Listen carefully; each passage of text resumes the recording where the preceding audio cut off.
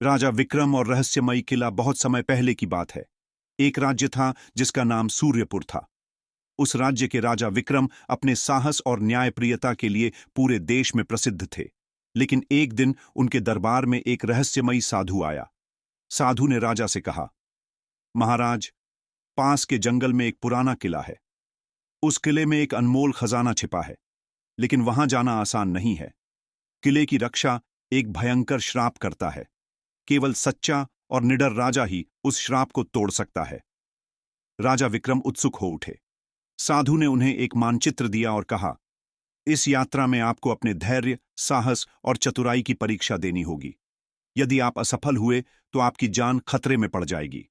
राजा ने तय किया कि वह इस चुनौती को स्वीकार करेंगे। अगली सुबह वह अपने सेनापति अर्जुन और 2 भरोसेमंद सिपाहियों के साथ जंगल की ओर रवाना हो गए। किले का पहला रहस्य। जब वे किले के पास पहुंचे तो उन्होंने देखा कि किले के द्वार पर एक विशाल पत्थर था, जिस पर लिखा था, जो स्वयं को जानता है वही इस द्वार को पार कर सकता है। राजा ने सोचा और कहा, यह संदेश हमें आत्मनिरीक्षण की ओर इशारा करता है। हम में से कौन अपने मन और आत्मा को भली भांति जानता है?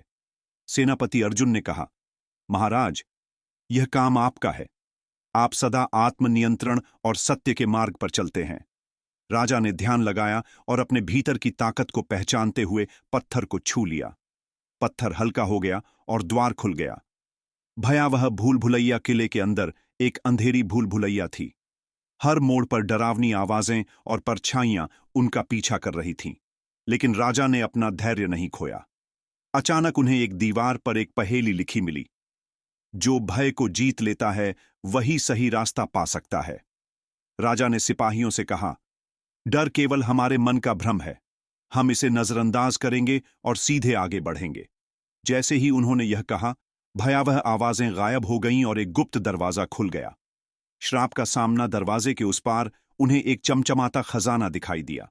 लेकिन जैसे ही उन्होंने आगे कदम बढ़ाया, एक राक्षसी आकृति प्रकट हुई। उसने गरज कर कहा, यह खजाना मेरा है। जो इसे लेने की कोशिश करेगा वह श्रापित हो जाएगा।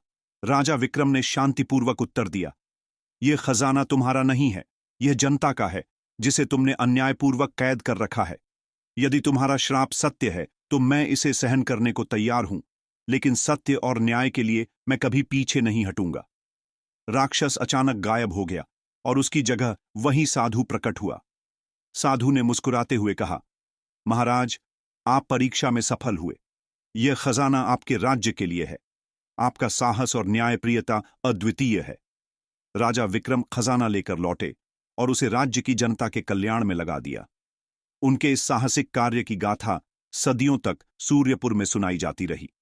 सीख: सच्चा राजा वही होता है जो निडर होकर न्याय और सत्य के मार्ग पर चलता है।